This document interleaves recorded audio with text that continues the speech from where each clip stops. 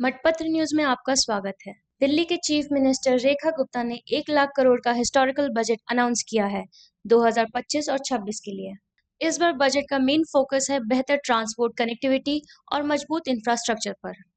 हमारा लक्ष्य है कि इस बजट से इंफ्रास्ट्रक्चर पे केवल बातें नहीं और एक मजबूत नींव दिल्ली में डाली जाएगी, जिसमें स्मार्ट इंफ्रा, स्मूथ रोड्स और सीमलेस कनेक्टिविटी, अब यही होगी दिल्ली की पहचान।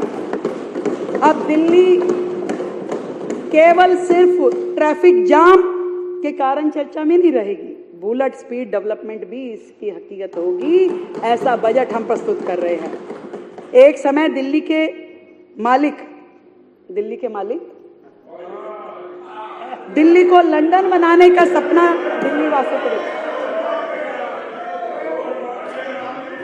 नहीं, बीच में आकर के कुछ बोल जाते हैं। अभी कई दिनों बाद आए, फिर कुछ बोल के गए, बताऊंगी बाद में। दिल्ली को लंदन बनाने का सपना दिल्ली वासियों को उन्होंने बेचा, लेकिन टूटी सड़कें, ट्रैफिक जाम, इनकम्प्लीट प्रोजेक्ट ने इस महानगर को एक अराजक राजधानी बना दिया। विज्ञापन सरकारों ने इंफ्रास्ट्रक्चर के नाम पे केवल पोस्टर चिपकाए। जितना खर्चा योजना में नहीं होता था, उससे ज्यादा पब्लिसिटी एक्सपेंस होता था, उतना होर्डिंगों में खर्च होता था, उससे ज्यादा। मैं ऐसी अनेक योजनाएं आपको बता सकती हूँ कि योजना के मद में कुछ नहीं था, पर होर्डिंग का पूरा खर्चा था, अखबारों में पूरी ऐड थी, देश भर में थी। ऐसी सरकार जिसने धरातल पे विकास को ठप कर दिया। प्रधानमंत्री नरेंद्र मोदी जी की दूरदृष्टि से प्रेरित होकर यह बजट दिल्ली को आधुनिक, सुरक्षित और हाई टेक इंफ्रास्ट्रक्चर से सुसज्जित करने वाला बजट है।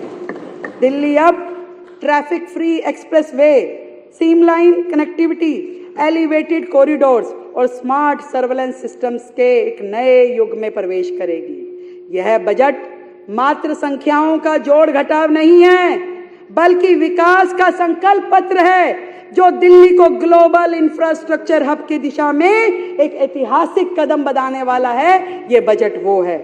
प्रधानमंत्री जी कहते हैं, we must invest in infrastructure today for better tomorrow. आज बेहतर कल के लिए हमें आज सुदृढ़ आधारभूत ढांचे में निवेश करना चाहिए। प्रधानमंत्री जी कहते हैं, वो कहते हैं कि better infrastructure is about connecting dreams and accelerating progress. यानी बेहतर बुनियादी ढांचे का मतलब है सपनों को जोड़ना और विकास में तेजी लेके आना। प्रधानमंत्री जी के दिखाए हुए इस रास्ते पे चलते हुए मैं अध्यक्ष महोदय आपके माध्यम से इस सदन को सूचित करना चाहती हूं कि सड़क परिवहन राजमार्ग मंत्रालय भारत सरकार के द्वारा और शहरी विकास मंत्रालय के आदि के तहत उपलब्ध धनराशि के माध्यम से इंफ्रास्ट्रक्चर के प्रोजेक्ट को लॉन्च करके केंद्र सरकार के सहयोग से एनसीआर क्षेत्र के साथ दिल्ली की कनेक्टिविटी में सुधार के लिए 1000 करोड़ रुपए आवंटित करने का प्रस्ताव है।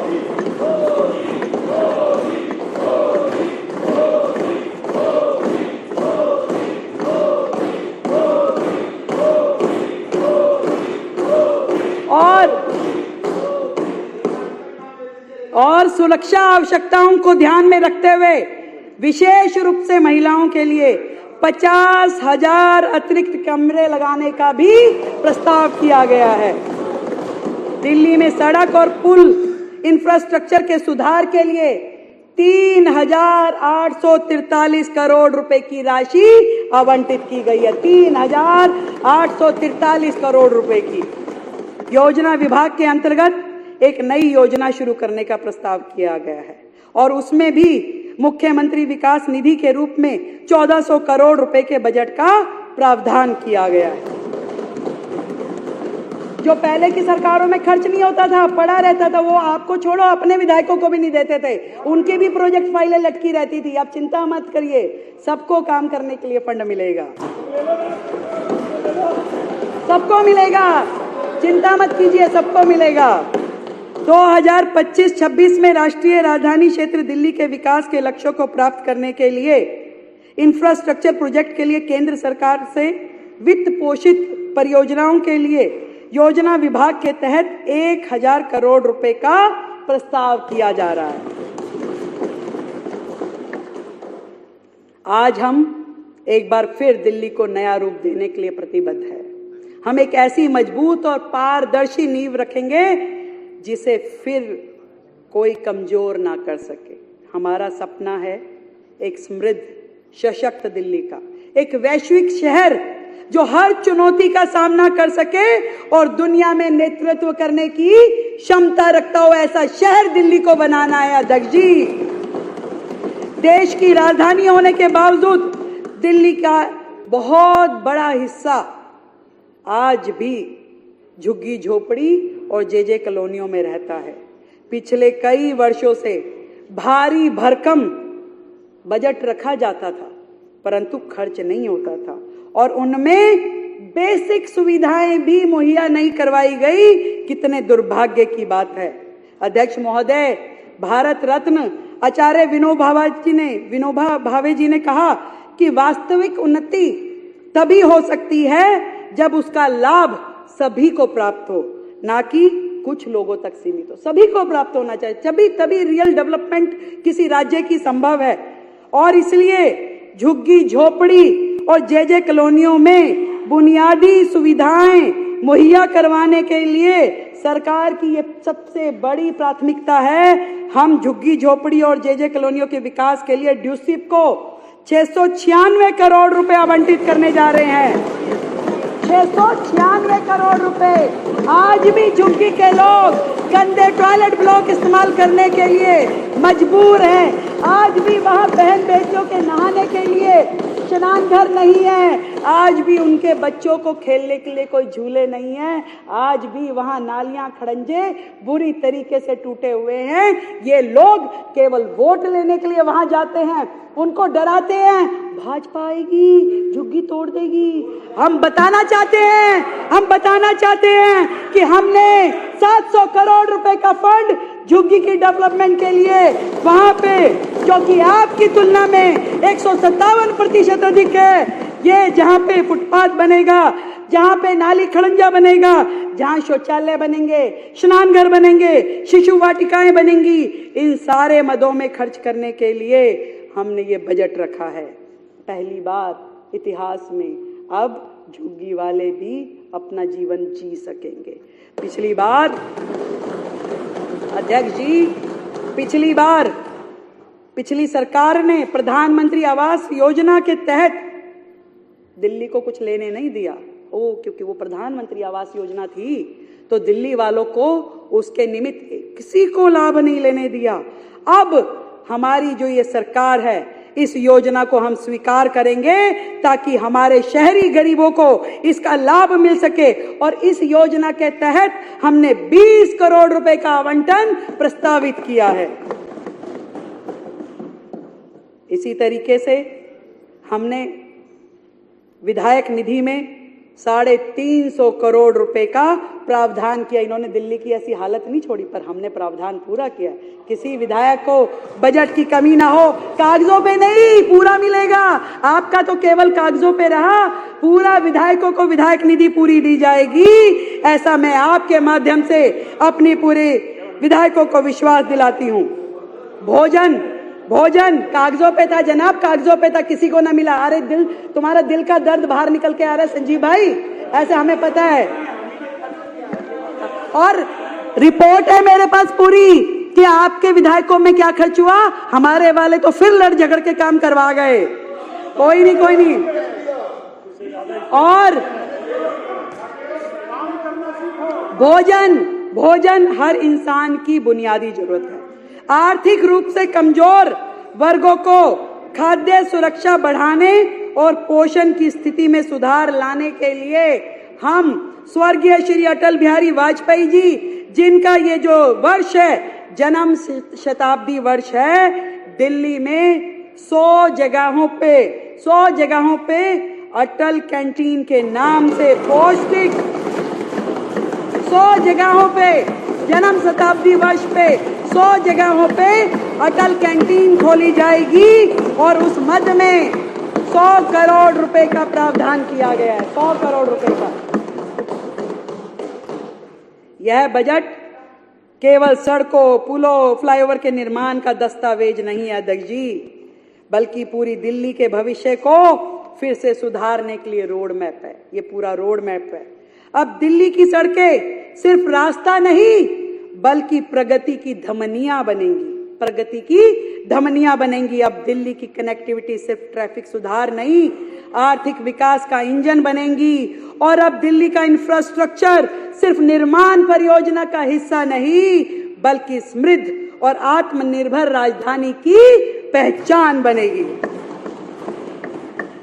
सच में बहुत फर्क है आप में और हम में, बहुत फर्क है। ठीक कह रहे हो, बहुत फर्क है। आप केवल वायदे करते थे, हम वायदे निभाते हैं। आप केवल वायदे करते थे, हम वायदे निभाते हैं। आप पीएम को, एलजी को, दूसरे राज्यों की सरकारों को गाली देते थे, हम मिलके काम करने के रास्ते। आपकी पढ़ी लिखी सरकार अपनी बुद्धि का उपयोग षड्यंत्रकारी योजनाएं बनाने में लगाती थी, षड्यंत्रकारी योजनाएं, पढ़ी लिखी सरकार। और हम दिल्ली की समस्याओं के निराकरण में अपनी समझ का उपयोग करने वाले हैं। बहुत फर्क है, बहुत फर्क है सर, बहुत फर्क है। आपने अपने लिए शीश महल बनवाया, हम गरीबों के घर बनवाएंगे।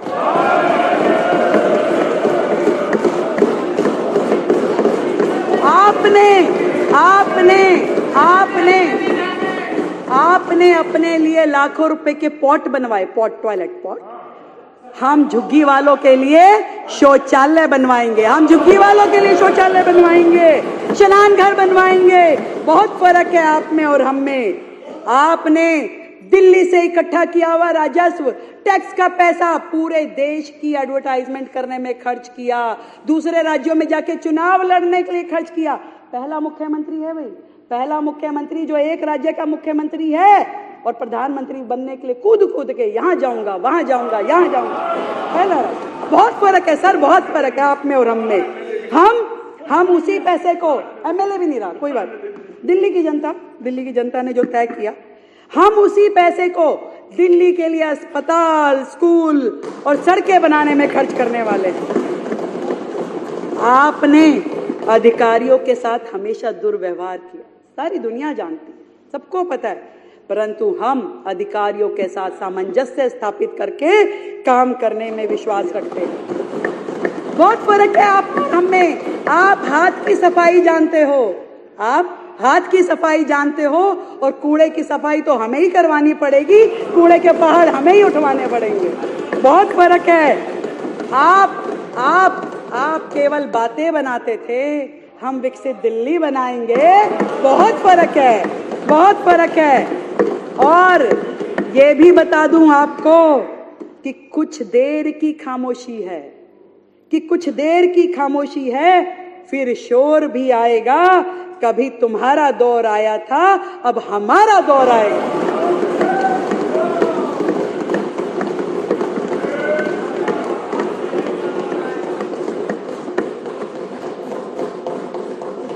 दूसरा सेक्टर जो मैं सोचती हूं वो इंडस्ट्रियल डेवलपमेंट और इन्वेस्टमेंट प्रमोशंस का है।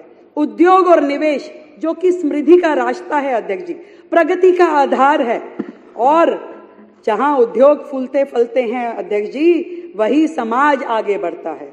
जहां निवेश आता है तो ना केवल अर्थव्यवस्था मजबूत होती है बल्कि रोजगार के नए द्वार भी खुलते हैं। अध्यक्ष जी, दिल्ली जो कभी व्यापार, संस्कृति, औद्योगिक गतिविधियों का केंद्र हुआ करती थी, बीते वर्षों में अव्यवस्था, लाल फीताशाही और कुप्रबंधन की वजह से औद्योगिक विकास की दौड़ में दिल्ली पिछड़ती जा रही है। कितनी बुरी स्थिति है कि एक अफसरशाही इतनी हावी हो गई है कि कोई भी छोटे से छोटा अफसर बड़े से बड़े व्यापारी को जाके धमका देता है, उसको टॉर्चर करता है। ऐसी दिल्ली में व्यापारी वर्ग कितना परेशान होगा आप समझिए, जिसके कारण से बड़े बड़े उद्योग ठप पड़े हैं। व्यापारियों के लिए एक नई नीतियों का इंतजार है। निवेशकों का दिल्ली पे से भरोसा टूटता गया और अब दिल्ली को व्यापार और निवेश के लिए देश का सबसे अनुकूल केंद्र बनाने के लिए हमने संकल्प लिया है कि हम ये काम करेंगे। आदरणीय प्रधानमंत्री नरेंद्र मोदी जी की सोच है ईज ऑफ डूइंग बिजनेस और मेक इन इंडिया। इसकी तर्ज पे हम दिल्ली में नवाचार, उद्यमी अनुकूल और निवेश प्रेरित औद्योगिक क्रांति की नींव रख रहे हैं। अध्यक्ष जी, ये एक दिल्ली का नया अध्याय यहां से शुरू होने वाला है। ये बजट केवल नीतियों की घोषणा नहीं है, बल्कि व्यवसायियों को, निवेशकों और स्टार्टअप से वास्तविक राहत देने का ठोस रोड मैप होगा। भारत के संविधान निर्माता बाबा साहब डॉक्टर भीमराव अंबेडकर जी ने कहा था कि आर्थिक उन्नति एवं सामाजिक उत्थान की कुंजी उद्योगीकरण में है। औद्योगिक विकास बढ़ने से हम रोजगार दे सकते हैं, गरीबी कम कर सकते हैं तथा जीवन स्तर को ऊंचा उठा सकते हैं। बाबा साहब ने कहा था। हमारी सरकार दिल्ली में नई औद्योगिक नीति लेके आएगी। अध्यक्ष जी, नई औद्योगिक नीति जो कि अभी तक नहीं है। इससे औद्योगिक अनुपालन के मुद्दों का समाधान होगा, दिल्ली में व्यापार करने में आसानी होगी। साथ ही एक नई वेयर हाउसिंग पॉलिसी को अंतिम रूप दिया जा रहा है जो दिल्ली को सुरक्षित, संरक्षित और तेज वेयर हाउसिंग प्रदान करने के लिए उद्योगों की बड़ी जरूरत को पूरा करेगी। नई उद्योग नीति, नई वेयर हाउस पॉलिसी हमारी ये सरकार लेके आएगी। उद्योग विभाग दिल्ली में औद्योगिक क्षेत्रों के लिए रेगुलराइजेशन का प्लान भी लेके आएगा। साथ ही सिंगल विंडो सिस्टम लाया जाएगा जिससे ईज ऑफ डूइंग बिजनेस को गति मिले। अध्यक्ष जी, शहरी कार्य मंत्रालय डीडीए के साथ परामर्श करते हुए लीज्ड इंडस्ट्रियल प्रॉपर्टीज जो हैं उनको फ्री होल्ड भी किया जाएगा। बड़ी संख्या में औद्योगिक क्षेत्रों की स्थिति बहुत खराब है। हमने जब इस बजट के लिए सुझाव लिए तो हमने अलग अलग क्षेत्रों से, औद्योगिक क्षेत्रों से व्यापारी भाइयों को, उद्योग जगत से जुड़े हुए लोगों को बुलाया था। एक एक व्यक्ति रो रहा था कि इतने सालों में कभी उद्योग के उस अप्रूव्ड सेक्टर में ना सड़क, ना नाला, ना कोई और व्यवस्था, इतनी बुरी हालत में लोग वो व्यापार करने के लिए मजबूर है। इसलिए दुनिया एनसीआर की तरफ दौड़ रही है, अन्य राज्यों की तरफ जा रही है कि अपना व्यापार कर सकें। अध्यक्ष जी, मैं आपके माध्यम से बताना चाहती हूं कि इन औद्योगिक क्षेत्रों में कार्य स्थितियों के सुधार के लिए, डेवलपमेंट और रीडेवलपमेंट एक्टिविटीज के लिए एक प्रोग्राम बनाया जाएगा और उस प्रोग्राम के माध्यम से यहाँ की सड़कें, गलियां, नालियां, खड़ंजा, ये सारी की सारी चीजों को ठीक करा जाएगा ताकि वो व्यापारी भाई अपना व्यापार वहां पे ठीक से कर सके। आज मैं इस सदन को ये बताना चाहती हूँ, दिल्ली में व्यापारियों को व्यापारिक गतिविधि चलाने में भारी समस्याओं का समाधान करना पड़ता है और इसके लिए आज इस सदन में हम घोषणा करते हैं कि ट्रेडर्स वेलफेयर बोर्ड की स्थापना की जाएगी जो कि दिल्ली में व्यापारियों के सामने आने वाली समस्याओं की पहचान और निवारण का काम करेगा। मुर्गी पालन, मधुमक्खी पालन, small scale handicraft, handloom activities, small scale food processing आदि जैसे कुटीर उद्योगों के कौशल संवर्धन के लिए एक नई योजना शुरू की जाएगी। यह योजना दिल्ली खादी और विलेज इंडस्ट्रीज बोर्ड के द्वारा लागू किया जाएगा। ये उद्योग अक्सर छोटे पैमानों पर विनिर्माण कार्य करते हैं जो स्थानीय संसाधनों और कौशल का उपयोग करते हैं, हस्त निर्मित सामान बनाते हैं और स्थानीय रोजगार और आर्थिक विकास में योगदान देते हैं। 2025-26 के दौरान इस योजना में हमने 50 करोड़ रुपए का बजट रखा है। दिल्ली में विभिन्न प्रकार के निवेशकों के लिए अपार अवसर है, विशेष रूप से आईटी, बैंकिंग, पर्यटन, डेटा स्टोरेज, इलेक्ट्रॉनिक्स आदि में। और इस अवसर का लाभ उठाने के लिए इस वर्ष एक नई ग्लोबल इन्वेस्टमेंट समिट जो कि आज तक दिल्ली में नहीं हुई, राज्यों में होती है, हर राज्य करता है, पहली बार दिल्ली में ग्लोबल इन्वेस्टमेंट समिट का आयोजन किया जाएगा अध्यक्ष जी।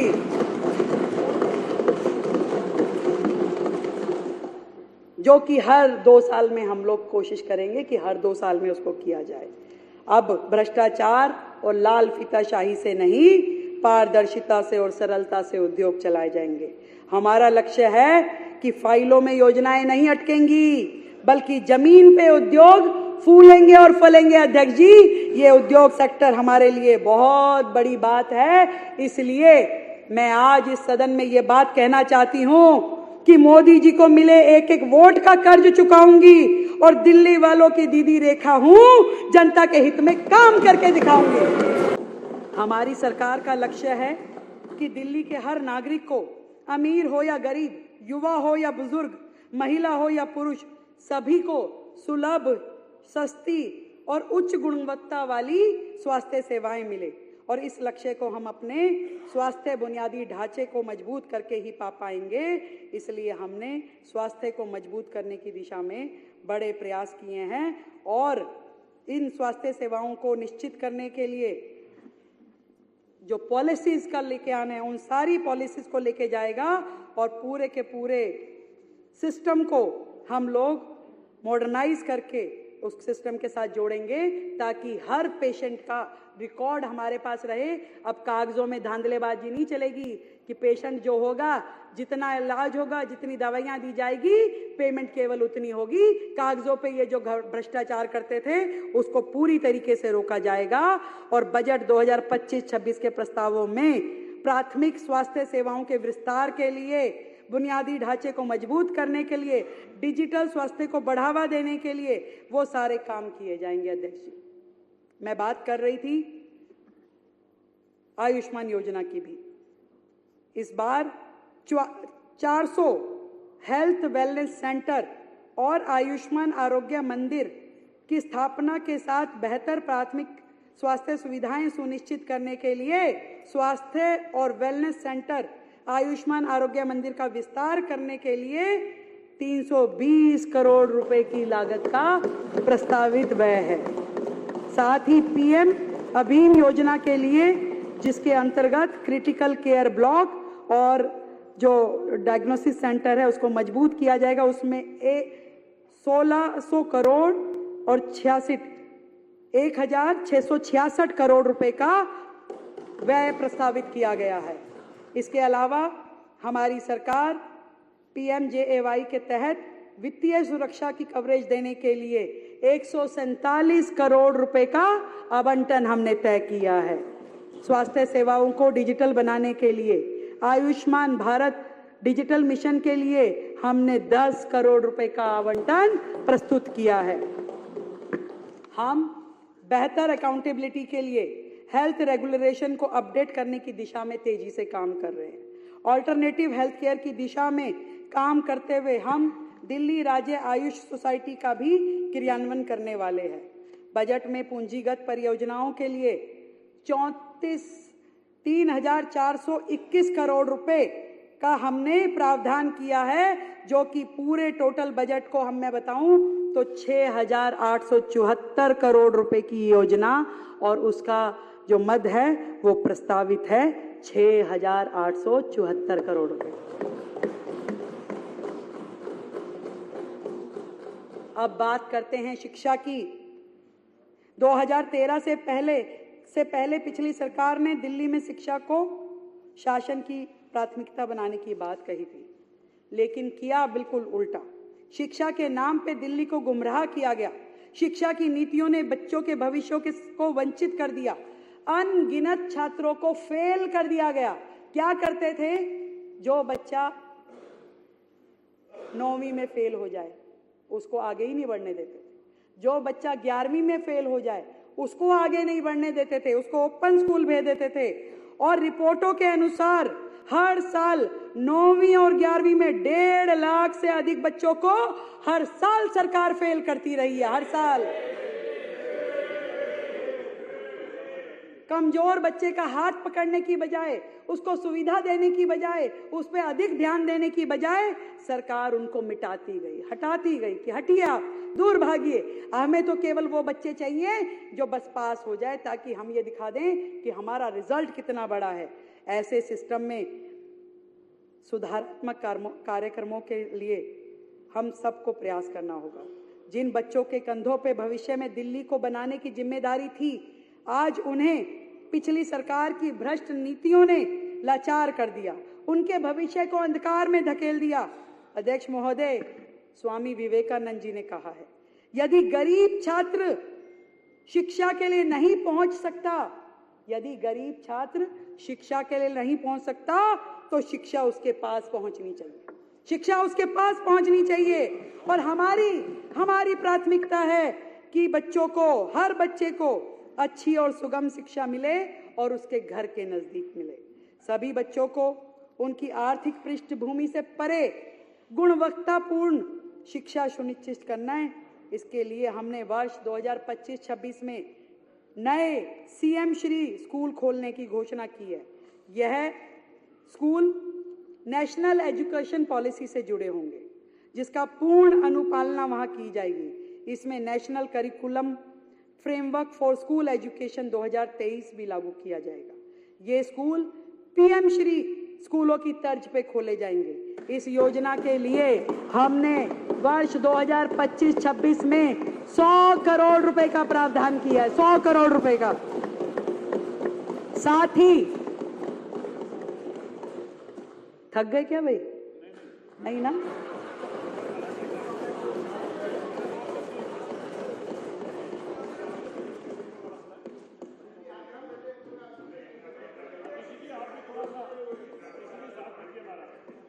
वो नहीं करेंगे, वो अभी नहीं करेंगे। ना ना ना,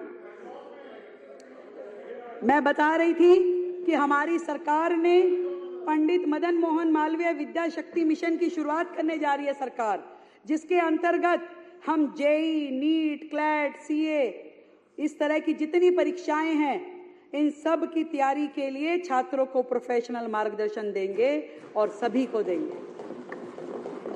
वो योजना पंडित मदन मोहन मालवीय जी विद्या शक्ति मिशन के नाम से शुरू हुई और राष्ट्रीय शिक्षा नीति 2020 के अनुच्छेद 4 के अनुरूप बनाया गया है इस योजना को। इस योजना में हमने 21 करोड़ रुपए की बजट राशि रखी है, 21 करोड़ रुपए। राष्ट्रीय शिक्षा नीति 2020 के अनुरूप इस विजन के तहत राष्ट्र नीति नाम से कार्यक्रम शुरू किया जाएगा, जिसके लिए हमने 1.5 करोड़ रुपए का प्रोविजन रखा है, जिसका ध्येय होगा कि स्टूडेंट्स को हम शासन, लोकतंत्र, सक्रिय नागरिकता, नीति निर्माण का व्यवहारिक ज्ञान दे, ताकि वहां से वो जो युवा निकले वो देश का ऐसा नागरिक बन के निकले जो देश के विकास में अपने आप को जोड़ सके। इसमें युवा संसद, मंत्री और प्रशासनिक अधिकारियों के साथ सीधा संवाद, डिजिटल शासन, भारत के ग्रामीण और दूर दराज के इलाकों का वर्चुअल दौरा और सामुदायिक जुड़ाव भी शामिल होगा अध्यक्ष जी, जिससे यह सुनिश्चित होगा कि छात्र जिम्मेदार, जागरूक और सक्रिय नागरिक बन के निकले। इस योजना के लिए हमने एक जो है 1.5 करोड़ रुपए का प्रावधान किया है। दिल्ली के 100 सरकारी स्कूलों में हमने भाषा लैंग्वेज लैब खोलने का ऐलान कर रहे हैं, जिसमें डॉक्टर APJ अब्दुल कलाम जी के नाम से प्रयोगशालाएं खोली जाएंगी, जहां आधुनिक तकनीक और आर्टिफिशियल इंटेलिजेंस का उपयोग करके अंग्रेजी, Hindi, Sanskrit, French, German, Spanish ऐसी सारी भाषाओं को सिखाया जाएगा और उसमें 21 करोड़ रुपए का प्रावधान लिखा गया है। 21 करोड़ रुपए। अध्यक्ष जी, जीवन जीना भी एक कला है और इस कला को बचपन से ही अपने अंदर हमें लेना पड़ेगा। इस विषय का महत्व समझते हुए हमने साइंस ऑफ लिविंग कार्यक्रम शुरू किया है और उस साइंस ऑफ लिविंग में बच्चों को मेडिटेशन, योगा, इस प्रकार की अन्य एक्टिविटियों से जोड़ा जाएगा और इस मद में हमने 1.5 करोड़ रुपए का बजट रखा है। अध्यक्ष जी, शिक्षा का ढोल पीटने वाली पिछली सरकारें, जब मैंने उनका मौका मुआयना किया, रिपोर्टें मंगवाई, वर्षों पुराने कंप्यूटर कुछ कुछ स्कूलों में पड़े हैं जो आज आउटडेट हो चुके हैं। बात कहते हैं कंप्यूटर की। किसी स्कूल में एक वो खोल दिया आपने, स्मार्ट क्लास बना दी, एक बोर्ड लगा दिया आपने, उसको कह दिया स्कूल ही स्मार्ट स्कूल हो गया। परंतु हालत इसके विपरीत है। हमने उन चीज़ों को की कमी को दूर करने के लिए सीबीएसई के मापदंडों के अनुसार सरकारी स्कूलों में 175 नई कंप्यूटर लैब बनाने के लिए 50 करोड़ रुपए का फंड आवंटन किया है। 50 करोड़ रुपए का फंड नई कंप्यूटर लैब बनाने के लिए। और इसके अलावा स्मार्ट क्लासेस बनाने के लिए, अध्यक्ष जी, स्मार्ट क्लासेस बनाने के लिए 100 करोड़ रुपए का फंड रखा गया है। हमारा टारगेट है कि चरणबद्ध तरीके से 7,000 क्लासेस को कम से कम हम कंप्यूटराइज करें, इसमें स्मार्ट क्लासेस उसमें दें, और ये एक लेवल ऐसा है कि हर क्लास में स्मार्ट क्लास कह सके हम। अध्यक्ष जी, शिक्षा शैक्षणिक उत्कृष्टता को प्रोत्साहित करने के लिए हमने बच्चों को निःशुल्क लैपटॉप देने का बात अपने संकल्प पत्र में भी कही थी, और उस दिशा में इस बार हम 1200 बच्चे जो 10वीं पास करके 11वीं में जाएंगे उनको लैपटॉप देंगे, और उस मद में हमने 7.5 करोड़ की राशि रखी है। अब बच्चों को लैपटॉप दिया जाएगा, ये बात की घोषणा मैं आज यहाँ से करती हूँ। एक और नया प्रोजेक्ट नीव, new era of entrepreneur ecosystem and vision, ये कार्यक्रम शुरू किया जाएगा। इस नींव में कौशल से लैस बच्चों को तैयार किया जाएगा, उन्हें आधुनिक अर्थव्यवस्थाओं में सुसज्जित करने की आवश्यकता को देखते हुए 20 करोड़ रुपए का नींव के प्रोजेक्ट में हमने बजट रखा है, 20 करोड़ रुपए का। तकनीकी शिक्षा के लिए विभिन्न योजनाओं में 618 करोड़ रुपए का प्रोजेक्ट रखा गया है। 618 करोड़ के प्रोजेक्ट के साथ Delhi skill and entrepreneur university के लिए 230 करोड़ रुपए, नेताजी सुभाष टेक्निकल यूनिवर्सिटी के लिए 57 करोड़ रुपए, Delhi pharmaceutical science and research university के लिए 37 करोड़ रुपए, Indira Gandhi Delhi technical university for women के लिए 21 करोड़ रुपए, दिल्ली टेक्निकल यूनिवर्सिटी के लिए 42 करोड़ रुपए, और इंडस्ट्रियल ट्रेनिंग इंस्टीट्यूट्स के लिए 68 करोड़ रुपए प्रस्तावित किए गए हैं। अरे बजा दो, आपके कुछ नहीं हुआ, आप कर रहे हैं। सिटी में, दिल्ली में शिक्षा का इंफ्रास्ट्रक्चर बढ़ाने के उद्देश्य से नरेला में जो है एजुकेशन हब बनाई जाएगी।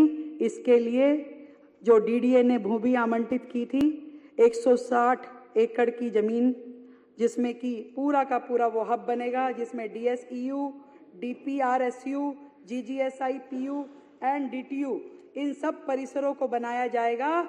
हमने वर्ष 2025-26 में इस मद में टेक्निकल यूनिवर्सिटीज और एजुकेशन हब बनाने के लिए 500 करोड़ रुपए का फंड रखा है।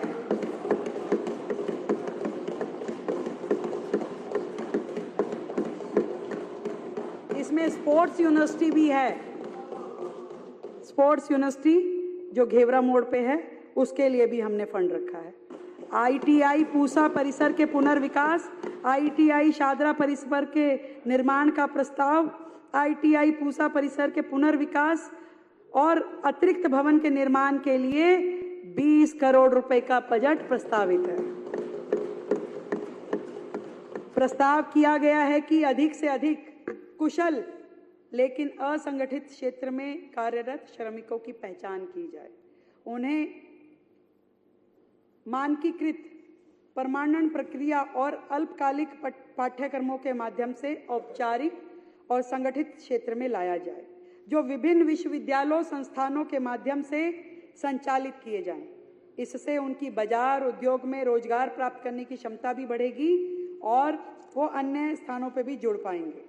युवाओं में स्टार्टअप को बढ़ावा देने के लिए हमने अलग अलग सेंटर खोल करके उनको फाइनेंशियल असिस्टेंस देने के लिए भी पूरा प्रावधान किया है।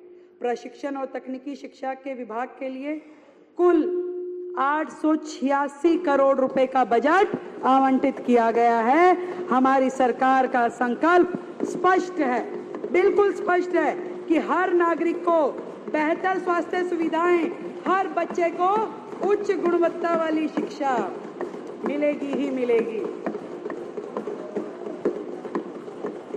अध्यक्ष जी, मैं कहना चाहूंगी, जन जन के सपने और संकल्प करेंगे साकार। जन जन के सपने और संकल्प करेंगे साकार। दिल्ली वासियों के भरोसे पे खरी उतरेगी हमारी सरकार।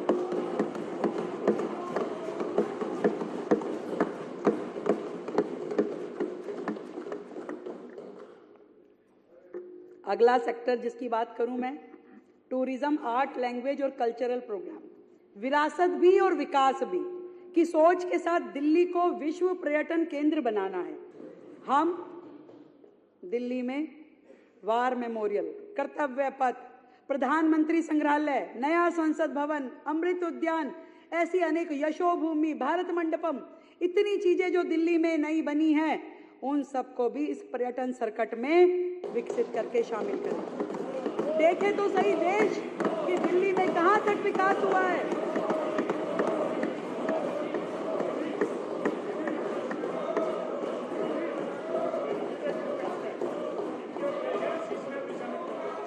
शीश महल भी शामिल कर देंगे, शीश महल भी शामिल कर देंगे, पर्यटन में शीश महल भी शामिल कर देंगे, कर देंगे, डाल देंगे, टिकट लगा के दिखाएंगे लोगों को, लोग देखेंगे। दिल्ली बजट के हर नए अपडेट्स के लिए मठपत्र न्यूज के साथ जुड़े रहिए। अगर कंटेंट पसंद आए तो वीडियो को लाइक और शेयर करें, और आप नए हैं तो ऐसे ही कवरेज के लिए सब्सक्राइब जरूर करें।